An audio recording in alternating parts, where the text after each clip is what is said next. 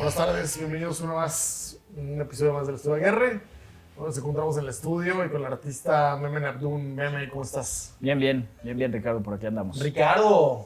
Rodrigo. Muy bien, Ricardo. Rodrigo. Bien, ¿cómo estás? Pues muchas gracias por invitarnos. Ya la debíamos.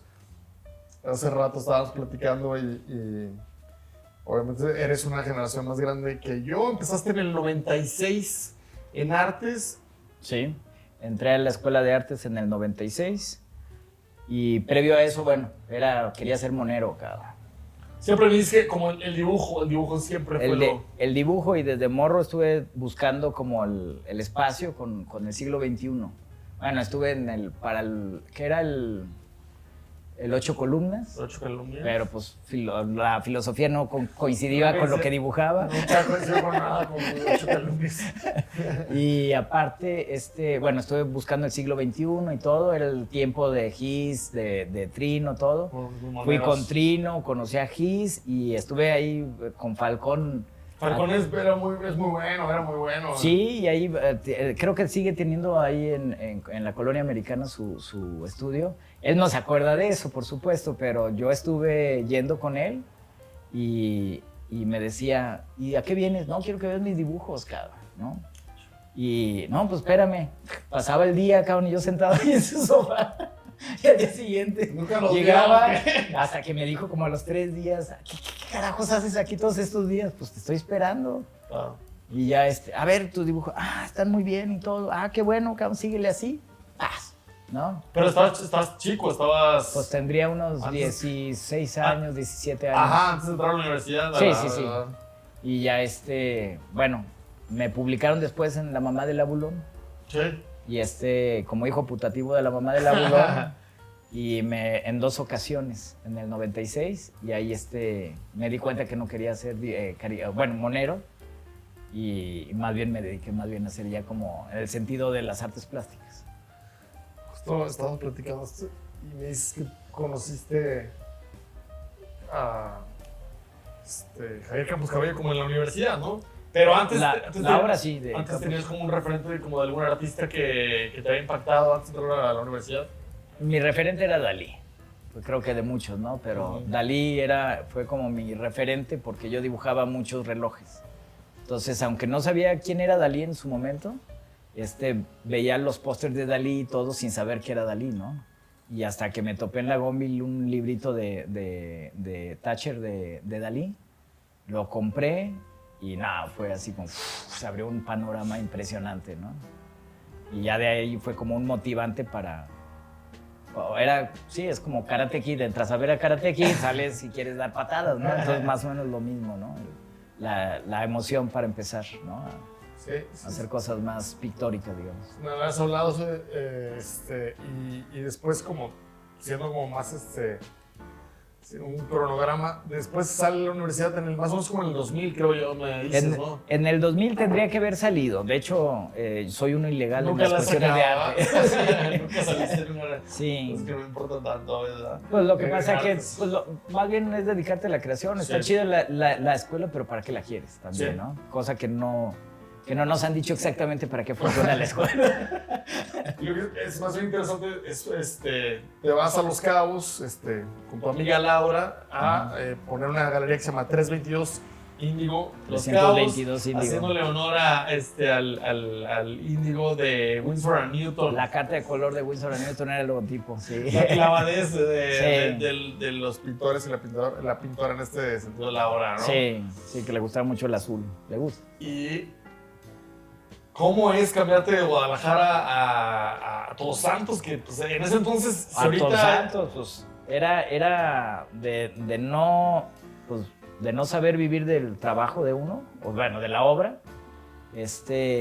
Salió como la oportunidad, fui a ver a Todos Santos para vender unos cuadros para ir a Europa, que allá vivía mi novia. Bueno, se había ido 1 año y tenía que ver que si seguíamos o no. Si eso iba a perdurar o no. Hoy tenemos 2 niñas, pero... ¿Es la misma? Sí. Y me fui para ver qué onda. Y en ese inter, para conseguir el dinero para ir a Europa, pues me topé con Todos Santos. Ahí conocí al buen Gabo. ¿Y ahí te gastaste tu dinero para ir a Europa? Me gasté los primeros cuadros que había vendido, me los gasté en el viaje y bueno, y nos aventamos el trayecto a Todos Santos. Cuando llegué dije, pues, aquí es el paraíso, cabrón. Que para Y todas las cantidades. ¿Para qué es una referencia de Gabo? ¿Quién es y qué representa para Todos Santos también? Bueno, Gabo es un personajazo que radicaba en La Paz, pero era el personaje, creo que sigue siendo uno de los personajes de Todos Santos, ¿no? Un tipo muy inteligente para el marketing. Pero no se puede, o sea, es como no se puede disociar la obra de Gabo con Todos Santos, o sea, está... De hecho, creo que marcó como una forma de definir a Todos Santos su obra, ¿no? Y es un tipo muy inteligente que entendía muy bien el marketing, ¿no? Sí. Y buena onda, hicimos amistad, pero en ese momento cuando fui a venderle obra para conseguirlo del vuelo, me quedé sin dinero y me quedé, ¿cómo se llama?, con una renta para hacer una galería en Todos Santos y con un viaje por hacer que no se consiguieron los recursos en el momento. Entonces... Me dices que expones con Gabo en París, o sea, sí, un sueño, o sea, en cuanto acabas la universidad lo cumples. Ajá, o sea, yo voy y conozco a Gabo, pero Gabo, pues me dijo, después de sabe cuántas cervezas, me dijo, ¿y qué carajos haces, no? Y yo traía mi portaplanos, ¿no? Lleno de dibujos, pues en papeles guarro y en papeles de algodón. ¿Eran dibujos? ¿Eran dibujos? Sí, todo era dibujo. Y ya me dice, a ver, ¿cómo andas en dibujo? Tanto. Y me hizo como un cuestionario y sacamos que era pues tenía un promedio de un 8, ¿no? Y me dice, yo con 3 viajo el 40% del año, estoy viajando mostrando mi trabajo por el mundo, cabrón. Y pues me pendejeó y y me dice pues que yo tenía que estar exponiendo por el mundo. O sea, eventualmente esa es una amistad y la brevedad te invita a exponer con él en París. Sí, él me empieza a decir, tienes que ir a Art Expo Nueva York, tienes que ir a estas ferias, a esto, te puedes mover así. Y le dije, pues represéntame tú. Y me dijo, no, yo estoy harto de los artistas, ahora yo voy por mí, claro, y con mi pintura, ¿no? Entonces me dijo, pero te invito. Cuando me dice a la FIAC en París, dije, yo para esa fecha yo estoy en París. Y me dijo, ¿sí? ¿Tú estás allá? Pues te expones con nosotros. Dice, no es dentro de la FIAC, es en las afueras, no es como la FIL que está afuera, ¿no? Lo que sucede afuera, ¿no? Y le dije, va, perfecto. Entonces cuando llego yo a París, le hablo por teléfono y me dice, ¿qué carajos haces acá? Y le dije, pues me invitaste. No hablaste. Y me decía, a todos los invito, pero nadie cumple. Y pues a cumplir. Entonces expuse en un lugar que se llamaba la Le Guillotine, que es en una zona del centro de París que es Robespierre. ¿Dónde está el cementerio, no? Ajá, y que es la zona como de árabes. Me equivoqué, perdón. Ajá, sí, como africanos, es una zona de africanos. Y era la guillotina y bueno, ahí expuse junto a otros 5, bueno, éramos 5 en total. Y había uno que era el Rojas, un tipazo, el Gabo y otros dos cuates que ya nunca llevé relación con ellos, pero de los otros 2 de ellos me hizo buen amigo. Sí. Regresas no a Guadalajara, regresas a Los Cabos, montan la galería, dura un año la galería. Tu experiencia como galerista, pues fue nutrir. La experiencia fue más entender que no es, o sea, ponerte del otro lado, ¿no? No como artista, sino qué pasa, también los gastos que genera una galería, todo el show. Y creo que son de las cosas que no te enseña la escuela, ¿no? Y que te hace valorar de una u otra manera cómo trabajar con galerías y todo esto. Cosa que también muchas galerías, pues la verdad es que no funcionan como tal, como deberían de funcionar, ¿no? Pero es interesante la perspectiva que tienes como artista, siendo también un galero. Ponle que en muy poco tiempo aprendí por lo menos una visión diferente de lo que es estar del otro lado, ¿no? Y manejando con otros artistas y los egos de los otros artistas. Que es otra muchas cosas. Sí, sí, sí. Me cuentas esta anécdota de que cuando estás en la playa te encuentras una pluma de pelícano, perdón, y Ajá. ya empieza a hacer dibujos con tinta china. Lo que pasa que cuando nos vamos y ponemos la galería en Todos Santos, resulta que en esas fechas empieza la recesión de Estados Unidos, previo a las Torres Gemelas, Ajá. ¿no? Entonces empieza la recesión y pues es difícil vender en ese momento, o sea, se bajó el nivel de venta de Todos Santos, siendo que es un lugar que la gente va condicionada a comprar, o sea, hay un turismo de adquisición pictórica, ¿no? Más Ahí. ahorita todavía, no sé, sabes lo que es Todos Santos ahorita. Sí, ha de ser un monstruo ahorita, ¿no? En ese aspecto. Y a mí me tocó, éramos 15 galerías, las calles todavía eran de arena, cabrón. O sea, era peculiar, Ajá. ¿no? Y Con mucho encanto, pues también. muchísimo encanto y muy solo, o sea, muy solo en el aspecto de yo estar allá solo. Entonces también fue una cuestión en donde no había ni computadoras, no había esto y no había dinero. Sí, estabas aislado. Sí, estaba aislado. De hecho, lo único que tuve contacto que recuerdo es cuando Marcos entra al DF y lo veo en una televisión chiquita, en un hotelito, ¿no? Y el de seguridad lo tenía prendido y fue lo único que tuve contacto de lo que estaba pasando. Es que Los Cabos, desde hace muy poco tiempo, funciona como que si fuera parte de México, pero siempre fue como muy aislada, pues, o sea, ellos Sí. no producen nada, muy poco, porque es desierto y mar, pues, o sea, Claro. y pasas, como dices tú, como muy aislado de lo que pasa. Y no había como las redes sociales que hay ahorita, no hay nada, o sea, no teníamos nada, había una computadora vieja que nomás la usábamos para poner música, o sea, y la misma música siempre. ¿No? Siempre para cada música. Sí. Y al final del año dices, esto ya no va más, o sea, ya no se puede más, o sea. Pues mira, fue lo de las torres, después de la recesión fue lo de las Torres Gemelas. Ajá. O sea, Pero hay algo interesante en lo que dices sobre la pluma, de lo que había platicado hace un rato, que estamos platicando, pues no había tele, no había ni radio, no había nada. Yo soy nocturno totalmente y pues ahí no tenía caso ser nocturno, ¿no? O sea, pues llegaba y a las 10 de la noche yo ya estaba dormido, cosa que es antinatura para mí, ¿no? Entonces me levantaba temprano y me iba a correr a la playa o a caminar. Y en una de esas que estaba corriendo, pasa un pelícano, está muy jalado, pero así fue. Pasa un pelícano y el pelícano, al estar aleteando, cae una de las plumas. Y la pluma la agarro y mi papá me había enseñado a hacer canuteros, cortando a 45 grados y a la mitad de la punta, hacer una plumilla, ¿no? Entonces, que por eso se llaman plumas, ¿no? Así era como se escribía anteriormente. Entonces, la hice. Tenía el relleno hueco, pues. Sí, el lo aprovechabas, hueco. Ajá, y te sirve, es una pluma, literalmente es un canutero, ¿no? Natural. Y lo empecé a hacer y mi papá es algo que me decía, a veces yo choco mucho, me dicen, haz esto y exactamente me tengo que ir hacia el otro lado. Es mi naturaleza. Entonces me decía, haz indígenas, los gringos son lo que quieren llevarse. Y siempre se me hizo muy peyorativo, ¿no? El usar a los indígenas para financiarte se me hacía muy bajo, ¿no? Disculpen a lo que lo saben. Perdón. Pero bueno, para mí era un conflicto ético, ¿no? Ético, seguro. Entonces, mi papá me decía mucho eso. Y de no comer, o sea, pasé hambres, ahí conocí el hambre, ¿no? No tenía dinero, la gente se daba cuenta de eso. Entonces, pues yo quería vender también, pero no se vendía. Pues, o sea, ya estás nuevo y no sabes cómo. Y aparte, los precios, yo llegué con unos precios y los galeros me dijeron, no, tienes que subir tus precios, ¿no? Aquí es otro mercado. Sí, o sea, que aquí no vienes vienes de Guadalajara, pues acá es Todos Santos y tienes que acoplarte acá, ¿no? Y pues a donde fueses a hacer lo que vieres, ¿no? Sí. Entonces, me lanzo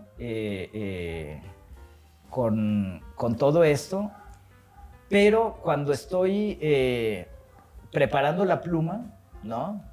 Apenas voy a hacer el primer dibujo y llega un indígena de Oaxaca, un oaxaqueño que era un velador y estaba medio tirado, ¿no? Tirado más bien el señor, y hacía unos rezos antes de cruzar a la calle y pasar a mi galería, porque en mi galería había una llave afuera. de la galería de agua y traía unos botes, aquí en un palo lleno de botes. Y los llenaba, no sé por qué llenaba todos los botes. Y llegaba ya a mi galería. Entonces, en 30 segundos hice un dibujo, otros 30 segundos otro dibujo rápido. Los que están en la escuela, del personaje. Más bien como lo he hecho yo, que son líneas más bien mi maestro ha sido Gabriel Flores en ese aspecto, ¿no? A soltar línea y todo esto. Y son dibujos muy, muy rápidos, pero que definen la estructura del cuerpo, la posición, todo eso. La esencia del personaje. La esencia del personaje. Entonces, lo hago a él y se va, yo tengo los papeles, se me caen al suelo y llegan unos extranjeros. Y cuando llegan me dicen, ven toda la galería, pasan desapercibidos, bajan la mirada y me dicen, ¿y esto? ¿Cuánto cuesta? Y pues de no vender nada y conocer el hambre. Y ya que te habían dicho, no puedes bajar el precio también. Ajá, pero pues también tenía que vender algo, entonces les dije que en $20. $20 y me dice, ¿$20? Ah, perfecto. Y ya tengo mis primeros $20 y con una deuda de varias hamburguesas que me financiaron. Te pusiste a dibujar a tinta china full. Sí, no, de hecho empecé a dibujar mucho más a tinta con esta técnica de la pluma. Y bueno, tanto así que empezó a ser funcional ese tipo de dibujos que después ya llegaba la gente, yo hacía el dibujo y les vendía el dibujo y con pluma. O sea, con la misma pluma con la que lo había hecho. Entonces, pues, o sea, me iba a la playa y quitaba o sea, veía pelícanos muertos y eran oro. Wow. Entonces, a quitar las plumas, a hacer todo esto, ¿no? Entonces, ahí empecé a entender cómo funcionar para empezar a vivir de los rayones. Sí, con esta peculiaridad de Todos Santos, pues, también, ¿no? Sí, o sea, y Todos Santos es como surrealista, ¿no? En ese aspecto, por lo menos mi paso por Todos Santos. Y luego empecé a vivir también de las pláticas. Como mi inglés es muy, muy limitado, entonces tenía una tabla y tenía mis hojas, ¿no? Entonces llegaban los extranjeros y le decía, pues, ¿cómo se dice paisaje, por ejemplo, no? Entonces dibujaba rápido un paisaje con esta pluma, y ya le decía, ¿cómo se dice? Y ya, landscape. Ok, landscape, ¿cómo se pronuncia y cómo se dice? ¿Cómo se escribe y cómo se pronuncia? ¿No? Entonces, uno de ellos me dice, véndeme la plática. ¿Cómo que te vendo la plática? Entonces, intangible, ahora dice, sí, ¿no? Sí, tus anotaciones, pero con los dibujos. Se le gustó el cuate. Entonces, él se va y como a las, ¿qué serán? 2, 3 días, me llega otro grupo de personas. A él se lo vendí como a $25, ponle, ¿no? La plática. Entonces, era una hoja más grande que las otras. Y se lo doy. Y luego me llegan como al tercer día un grupo de personas. Y también pues tenía mi hoja. Y me dice, ¿me vendes tu plática? Ah, qué raro, ¿no? Entonces, pues les vendo. Ya se los vendo a 30, ¿no? A 30. Y después me doy cuenta porque me empieza a llegar la gente y me empieza a pedir las pláticas. Resulta que este individuo había regresado a Cabo San Lucas, al hotel, y en el hotel dijo, hay un artista, y luego también, para que entraran a mi galería, hacía como trompeta de... Entonces, cuando iban pasando, le de... Y volteaba la gente, y cuando volteaba le decía, welcome. Entonces, hice una manera ahí como un mecanismo, entonces decían el artista que toca trompeta sin trompeta, y él vende sus pláticas. Ya tenías ahí como varias, Ajá, entonces fue como empecé a recibir como el dinero pues, para sacar mi parte de lo que correspondía para la renta, ¿no? Entonces ahí fue como empecé a entender de algo que te gusta hacer, que lo haces por gusto y no porque te van a pagar, y me empezaban a pagar por lo que hacía por gusto, ¿no? Entonces ahí empecé a entender cómo empezar a vivir del arte. Al final tronó por las Torres Gemelas, tronó por las Torres Gemelas y la complicación posterior a eso, en donde hay una inseguridad y el gringo ya no va y gasta de la misma manera y todo. Te regresas acá a Guadalajara y me dices que empiezan a hacer lo de las rutas, No, cuando regresamos, esto te estoy diciendo... no, Teuyoc, pásalo del Teuyoc, El ¿no? Teuyoc, sí, el Teuyoc empieza... Bueno, el Teuyoc empieza en el 2004 y antes de eso es en el 2003 que me invitan a a participar en Puertas Abiertas al Arte. Eso estaba bien interesante. Padrísimo, padrísimo. ¿Cómo bueno, funcionaba? Yo era muy movido en ese tiempo, era muy entusiasta y todo. Y Patti Vilo era la que le estaba llevando a cabo este proyecto de Puertas Abiertas. Y pues vio que era aprendido y me dijo, pues vente para acá. Entonces, pues empecé a hacer como el brazo derecho. ¿Cómo funcionaba Puertas Abiertas? Puertas Abiertas, se invitaban a los artistas de zona centro de Guadalajara, quienes tuvieran su taller, pues tenían el espacio para poderlo hacer. Quienes no tenían se podían incorporar a otro taller o se empezaron a hacer como convenios con restaurantes, con museos y todo esto.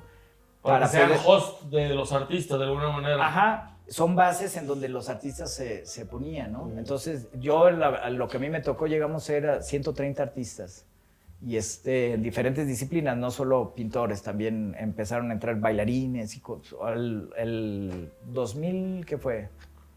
2005 fue, creo que en el 2005 fue cuando fue así, que ya empezó a haber como más movimiento. Interesante. Y era muy interesante porque se seccionaba en 3 partes Guadalajara, ¿no? El centro de Guadalajara, y se hacían del miércoles, jueves y viernes inauguraciones. Entonces, un sector hacía un recorrido, camiones de la UDG, que patrocinaba la UDG, para ir haciendo recorridos y en donde hay, por ejemplo, mi estudio está aquí en zona centro de Guadalajara, pero está un estudio aquí enfrente que es de Josué Malo y de Javier Malo. Aquí están enfrente, luego está otro a una cuadra de aquí, entonces pues la estación de camiones era aquí enfrente, ¿no? Entonces pasaba el camión y tú te bajabas. Y para esto veías en un mapa en donde estaba con una página web y tú podías ver qué artistas eran los que te gustaban y tú hacías tu recorrido en base a lo que veías en internet. Qué chido. ¿No? Entonces está muy, muy padre. Era un proyecto en el cual creía mucho. Qué mala onda, la neta, que el gobierno no le sigue apostando a eso. El problema fueron los mismos artistas, los que a veces cometemos estos, ¿cómo se llama? Los mismos artistas, ahí sí no le puedo echar la culpa al gobierno, no. Me encantaría echarle la culpa, pero no. En este caso no. Sí, pero era un proyecto que yo le tenía mucha fe. Hicimos una asociación civil, no la llevamos a cabo como hubiera sido pertinente, pero pues fue muy interesante. Por lo menos a nivel de vivencia fue muy interesante porque aprendes muchas cosas, ¿no? El ser movido y el gestionar cosas también que están más allá pues de la creación de la obra, claro. Y soy pésimo, acepto que soy pésimo gestionando y haciendo y todo, pero es más fácil a veces gestionar cuando no son cosas para ti. Claro. O sea, cuando involucras más gente y todo eso, funciona mejor en ese aspecto. Eso se acaba, después tú te tienes que ir para Querétaro. No, eso inicia y también inicia al mismo tiempo el Teo Yoc, que es un punto importante. Sí, claro. Al mismo tiempo, en el 2004, el Teo Yoc se forma por Salvador Montaño. Uh-huh. Y él quiere poner un café. Cuando me invita nomás, acababa de firmar, fui a ver el lugar y dije, era un monstruo de casa, padrísima. Tenemos una galería acá. Y con cuartos ahí cerrados, dije, no, estos son galerías, ¿no? Pues uno es lo que añoraba en ese tiempo. Y ya has tenido la experiencia de ser galerista de alguna manera, pues también. Sí, ya tenía como la experiencia y pues la inquietud de hacer algo y hacer pues, un movimiento. Aparte ya estábamos con lo de Puertas Abiertas. Y el Teo Yoc fue como un remate para eso, en donde fueron 10 años, en donde siempre, por lo menos yo tuve obra ahí, y mucha gente me reconoce de esa época. Y aparte ¿no? mencionas un personaje muy interesante de que estamos platicando, que es Claudio Jiménez, que para paréntesis es el mayor coleccionista de la obra de Campos Javier Cabello. Campos Cabello, ¿no? No, y de los artistas jaliscienses, o sea, y la verdad es que fue para mí bien importante conocerlo. Nunca he bajado la guardia, ¿no? Nunca me he dicho, me voy a dedicar a otra cosa porque no ha habido otra opción, ¿no? O sea, la necesidad es mucha. Lo que sí es que me dio como un respiro, decir, si puedes vender tu trabajo mejor, ¿no? Y como no me regateaba, no nada, fue la verdad como un aliento para seguir trabajando, ¿no?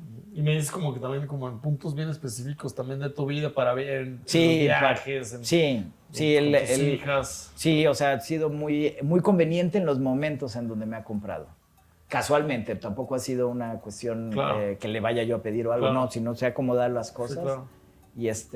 Y como bien sabemos, el arte no es fácil, ¿cómo se llama? Vivir de él. Pero Claudio creo que ha funcionado, y no creo que sea yo solo, yo creo que para muchos artistas ha sido ese respiro de considerar que hay fe para poder vivir de esto, Claro. ¿no? Entonces, sí, Claudio para mí fue un personaje muy, muy entrañable en Me ese imagino aspecto. que, o sea, como que también más allá como de la relación comprador, artista, sino pues coinciden en que, o sea, tú me dices que conociste a Campos Cabello en la universidad, él es el mayor comprador, o sea, había no, claro. como... Pues es que con Claudio yo me he aventado pláticas de Campos Cabello y todo esto padrísimo que bueno, pues es un referente. O sea, aunque yo no conocía a Campos Cabello, conozco la obra de Campos Cabello y hay una influencia, creo. A todo tapatío tenemos influencia, ¿no? Todo tapatío que se precie de ser oscuro, tenemos una influencia de Campos Cabello, ¿no? El oscurantismo tapatío. Sí. Y... Sí, pues platícanos de tu obra, pues, o sea, realmente me hablas de esta, pues, o sea, que tiene que ver como el transhumanismo, la inteligencia artificial, el foro de Davos. Sí, bueno, hay algo que me gusta mucho que es la geopolítica. Bueno, y si queríamos vivir en un momento interesante, estamos en el mejor momento. Es tan distópico, No, es una locura lo que está pasando en el mundo, ¿no? Y me gusta mucho, es algo que sí me gusta la geopolítica. Y en mi obra, a pesar de que es atemporal mi obra en la estética contemporánea, ¿no? Tiene que ver más bien con un mundo paralelo que ha de existir, porque evidentemente sale por medio de la obra. No, sí. Pero utilizo ese mundo para poder criticar nuestro mundo, ¿no? Claro. O por lo menos eso es lo que surge con... O sea, cuando te empapas de algo, eso creo que también tiene que ver con el arte. Cuando te empapas con algo, termina contaminada tu obra. Entonces, más que querer decir las cosas exactamente lo que yo pienso y eso, más bien estoy tan contaminado que termina volcándose en las temáticas que a veces aterrizan en la obra, ¿no? Pues es lo que nos platicas un poco como de tu libro, lo que considerabas arte y lo que no considerabas arte, ¿no? Y en ese sentido es como,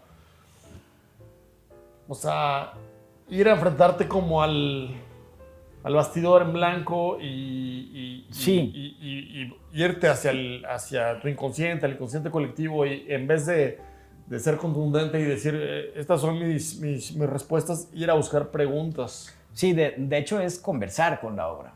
Es algo que creo que a veces se pierde, ¿no? Cuando en este concepto que nos han implantado como arte, que yo tengo, por eso estoy escribiendo el libro.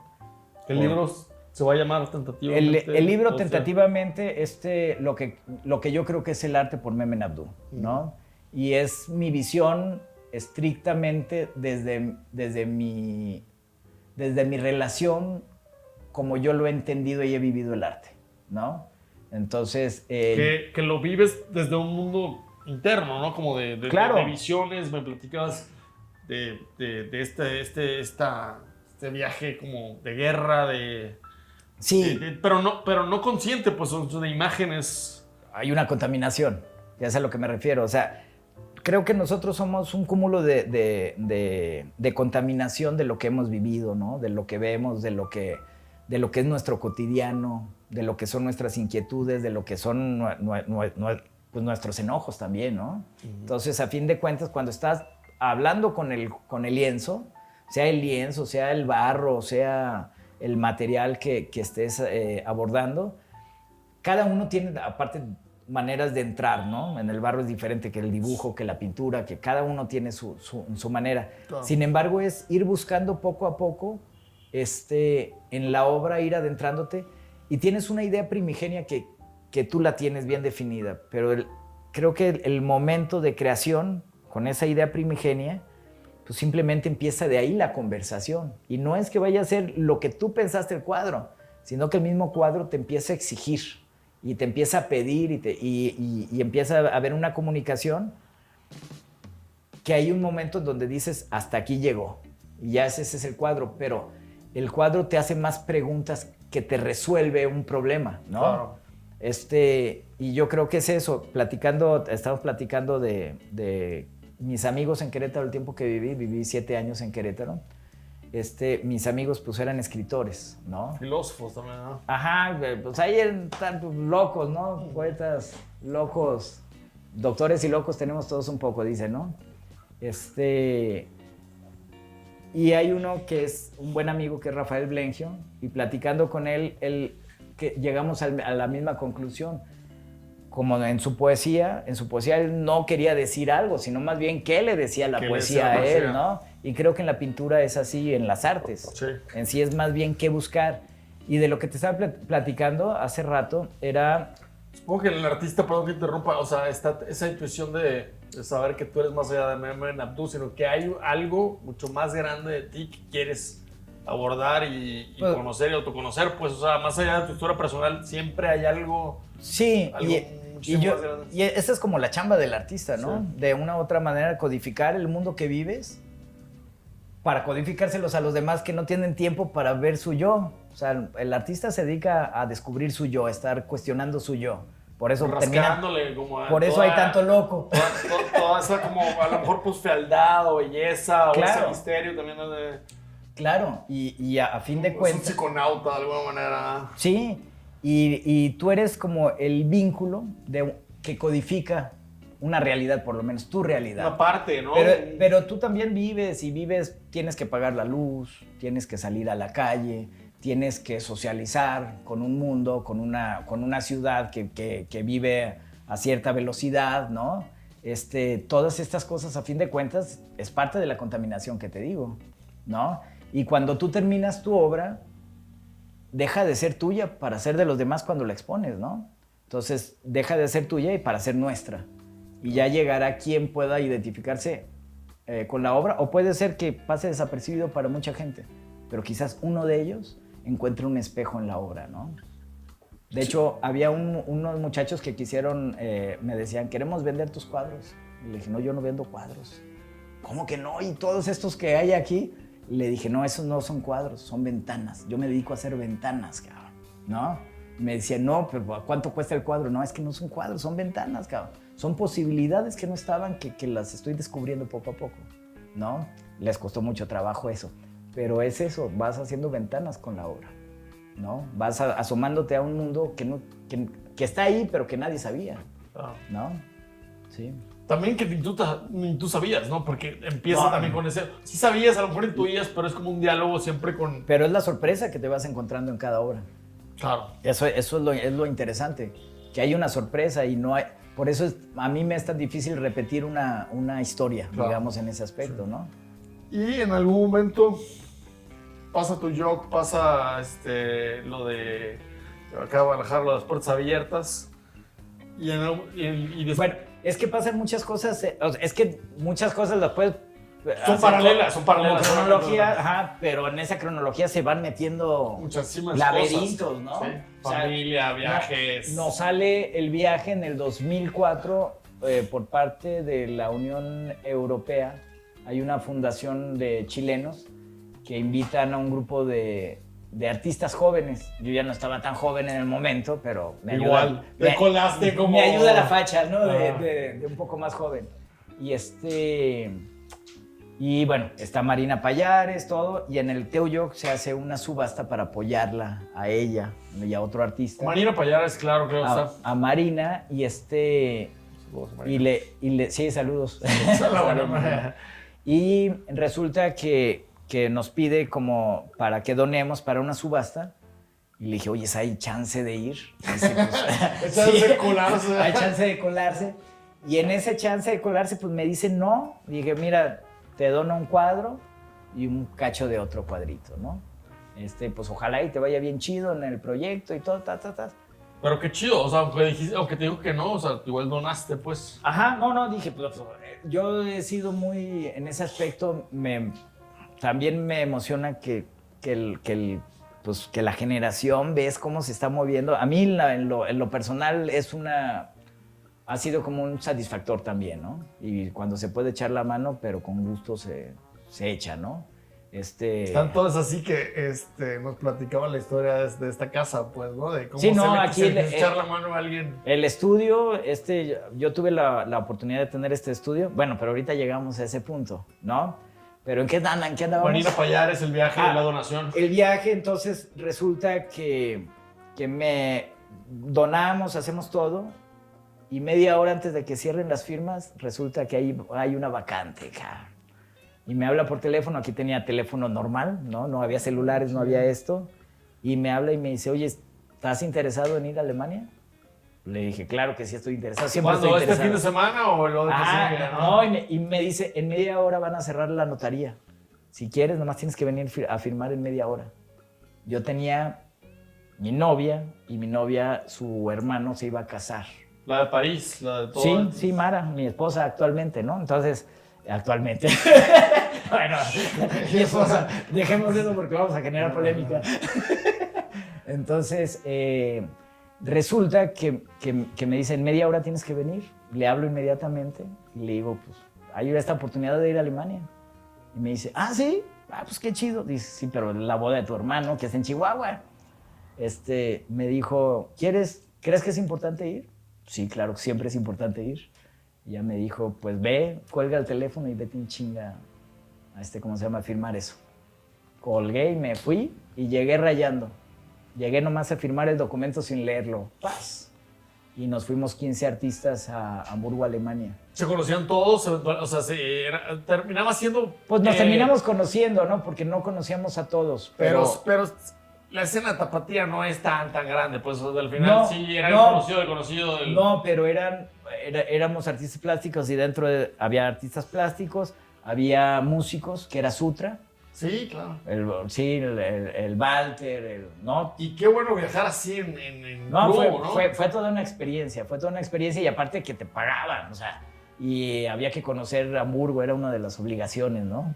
Y pues con todo pagado en ese aspecto, ¿no? ¿Cómo no lo voy a conocer? Ajá, y era para generar tejido social con la comunidad de latinos de Hamburgo, que eran los chilenos de tercera generación, que los papás o los abuelos habían migrado a Hamburgo por el 73 con Pinochet. Claro. Entonces, también esa parte histórica es interesante, ¿no? Ver que hay gente en otros lugares que son exiliados, ¿no? A la inversa, ¿no? Por toda esa dictadura sudamericana. Exacto. Y sí, de los que no estaban de acuerdo con el sistema, llámonos del país, ¿no? Entonces, fue como interesante esta parte. Conocimos Hamburgo. Para esto me jalé a Oscar Basulto. Cuando llego a firmar, pues resulta que Judith, la que está organizando este viaje, que era mi tapatía, resulta que me dice, hay otro lugar. Dije, ¿hay otro lugar? Sí, no vino otro. Déjame pensar en quién. No, pues el Oscar Basulto es mi carnal, güey. Entonces, fui inmediatamente, le dije, hay chance, dice, nomás a las 7 de la mañana se va a entregar el documento. Tiene que él estar previo a que se entregue el documento. Y me fui con Oscar y ya le dije, Oscar, hay esta oportunidad, vámonos, cabrón. Y así nos fuimos. Él fue parte también de... ¿Qué tan productivo y esclarecedor fue ir con ese viaje en Hamburgo? Pues yo como experiencia creo que fue una experiencia bien chida. Porque entiendes también, es más, entiendes el potencial de Guadalajara, cabrón. O sea, Guadalajara, sí, o sea, el ir allá te das cuenta el potencial. O sea, el salir de México. ¿Cómo vivimos? La ricura que cómo vivimos, o sea, México a mí se me hace más chingón cuando sales. O sea, cada que sales tienes una oportunidad de reafirmar lo que has criticado toda tu vida. Qué mala onda, ¿no? Que tienes que salir para ver como todo, o sea, mala onda que, buena onda que puedes salir. Qué buena onda que puedes salir para tener ese entendimiento. Qué buena onda que puedes salir, mala onda que la gente que no puede salir. Exacto, sí. No ve las cosas buenas, que por si no sales no las ves, ¿no? Sí. Y me di cuenta que aquí vivimos del arte como podemos y como le rascamos, y allá es mucho más complicado. Si hay becas, trabajan, y si no, les cuesta mucho trabajo hacer, ¿no? Y aquí hacemos... Aunque no tengamos con qué, ¿no? Puedes vivir con nada casi. Sí, o sea, aquí nos movemos y conseguimos el coleccionista y vemos cómo carajos le hacemos y resolvemos para vivir de lo que nos gusta hacer, ¿no? Y me gusta como que has metido la colación a la plática con los Oscar Basulto, porque también han hecho redes, ya ha pasado con lo de la ruta plástica también, bueno. o sea... Oscar son de esa familia que vas formando a través del tiempo, ¿no? A él yo lo conozco desde que estamos en secundaria, segundo de secundaria, y también estaba Roberto Morlenheim, o sea, estábamos Roberto Morlenheim en la escuela, estábamos directamente en nuestro salón era Roberto Morlenheim, Oscar Basulto y yo, y de los otros artistas, ay, se me fue el nombre, me vas a matar, cabrón. Ay, se me fue ahorita el nombre. Pero bueno, era una escuela también alternativa en donde no éramos escuela en donde pues donde no nos aceptaban ya en varias escuelas. Nos refugiábamos ahí en el Landspiak, ¿no? Landspiak, ok. Y bueno, pues fue interesante y a partir de ahí hicimos una hermandad, ¿no? Y bueno, hemos caminado en muchas batallas el Oscarillo. Sí, un buen aliado, me frustra a veces, pero pues así somos los hermanos, ¿no? Sí, claro. Sí. Chingón. La estética, ¿por qué? O sea, la estética así como tan, como dices tú, tan de Segunda Guerra Mundial, pues, o sea, reincido en eso, o sea, es parte de tus visiones. Me acuerdo, me dices que tuviste como un déjà vu en un viaje a Europa muy fuerte. De hecho, hay algo desde niño, por alguna razón, y ahí está documentado con dibujos antiguos, ¿no? Desde niño hago muchos soldados. Los soldados siempre han estado de una u otra manera relacionados sin querer hacerlos. Soldados viejos de la primera y de la segunda, que no te correspondían, digamos, como a tu generación. Y a veces hasta con ciertas deformaciones, pero soldados, ¿no? Pero hay un momento en donde me he topado con situaciones que se me hacen como muy extrañas, porque yo dibujo, creo que la mejor obra es cuando es intuitiva. Yo, de hecho, no soy un artista técnico, o sea, no hago mis paletas de color muy estructurado y todo, soy un desmadre. Pero dentro de ese desmadre dejo que fluya. Es como ubicas el Jedi, ¿no? Que le dice, no manejes, cabrón, no trates de manejar, solo maneja, cabrón. Pues así es un poco Jedi el asunto, en donde más bien me dejo ir, y cuando me dejo ir es cuando salen cosas interesantes. No es esa predisposición de querer resolver ya un cuadro que esté terminado, sino aventarte al vacío, y en el vacío vas encontrando las cosas maravillosas que te da el camino. Las cosas maravillosas te van encontrando a ti. Exacto, y vas capturando esos momentos y se van nutriendo y se van formando la obra de esa manera. Y algo que es interesante, esto que tú dices era un sueño recurrente que tuve, y hubo un momento en donde escribía mis sueños. O sea, me despertaba en la noche sin abrir los ojos y ponía cierta información del sueño, sin prender luz ni nada, y me volví a dormir y tenía la capacidad de entrar otra vez al sueño, ¿no? Como un tipo de ensoñación. Y había uno que ese no podía entrar otra vez, pero era un sueño en donde voy manejando. Bueno, yo veo que estoy manejando y es una carretera de ida y vuelta, los árboles son inclinados, ¿no? Y voy andando en el carro tranquilo y de repente nomás oye y empiezan a caer bombas, pum, pum, pum, pum. Y me despertaba con el corazón así. Y ese fue un sueño recurrente. Al estar en Hamburgo, en un viaje que hicimos cuando fui, que mi novia estaba viviendo en Londres, que la primera vez que voy a exponer a París, viajamos 11 países. Entre ellos llegamos a Brujas. Y en Brujas, bueno, no voy a hacer el cuento largo, pero conocemos a un sacerdote de una manera muy extraña, que nos terminamos en su carro, en un Peugeot 580 del chiquito, y terminamos hacia la frontera. Bueno, ese es el Citroën, perdón por la... bueno, ese es el carrito chiquito, sí. ¿no? ¿Cómo se llama? El Citroën 580, sí. Ajá. Bueno, no. Este era Fiat, era el Fiat del chiquito. El Fiat, sí. El Citroën. El Citroën, ok. Bueno, era un carrito chiquito.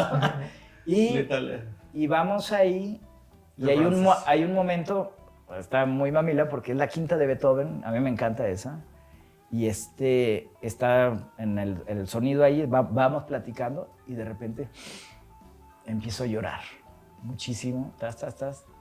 Lo chistoso es que nos bajamos del carro y el sacerdote me dice, a veces pasa, ¿no? Tipo muy raro. Aparte que fue muy loco todo el show. Y me hace la rememoranza que es el lugar del sueño, ¿no? De ese sueño continuo que tuve de más chavo. Entonces, sí hay cosas que se me hacen muy locas. Soy muy escéptico, pero han pasado cosas que me hacen cuestionarme ciertas cosas, ¿no? Y otra fue en el regreso a Hamburgo. En otro viaje, regreso para salir de París. Son 10 horas y conozco a una noruega que se sienta al lado de mí. Y como podemos, nos entendemos. Y ella era historiadora del arte, iba a estudiar historia del arte a París. Y cuando me dice, ¿qué es lo que haces de pintura y todo? Traigo siempre mi cuaderno y mi pluma. Y saqué, le enseñé unas fotos, pero cuando saqué el cuaderno y los rayones de los rostros y todo esto, me decía, es que son los rostros de mi abuelo, de la generación de mi abuelo, ¿no? Lo que platicamos de la guerra y de la posguerra. Pues, ¿no? Entonces, esas son ciertos detalles que quizás son muy románticos, ahorita escuchados aquí, pero así es, o sea, ha sido así, no es, ¿cómo se llama?, ensalzarlo ni nada, así ha sucedido, ¿no? Entonces, sí, a veces pienso como que a fin de cuentas estamos traslapando como un mundo que está ahí, ¿no? Quizás paralelo o algo así. Vidas paralelas. Y yo mi chamba es sacarla en rescatar. O sea, es como estar escarbando y estar encontrando hallazgos, ¿no? Wow. Entonces creo que mi obra, me gusta pensar por lo menos así, que es como estar escarbando este mundo alterno que está ahí y que me ayuda a criticar que vivimos actualmente, ¿no? Wow. Sí. Con la estética de ese mundo, pues. Con la estética, sí, de ese mundo poder hablarlo. Sí, pero está chido porque ese mundo paralelo que intuyes, pues, lo haces funcional porque lo criticas desde esa estética. Pues. Sí, claro. Sí. Así le hacemos, esa es como la chamba, ¿no? Sí. Pues muchas gracias por la plática, sé que se nos escapan muchas cosas, mucha información, sí. Pero de todas maneras se va a retomar y pues vas a también ser parte de alguna manera de estar entrevistando a otras personas. Te agradezco mucho. No, será un gusto y qué padre que se estén aventando a reactivar este proyecto que se me hace muy interesante. Por lo menos yo me he acompañado al lado de mi caballete en la computadora y he estado escuchando varias entrevistas que han hecho. Está muy padre el proyecto. Este fue un episodio más del SUADR. Nuestro artista invitado, Emen Abdou. Hasta el siguiente episodio. Muchas gracias. Gracias y hasta luego.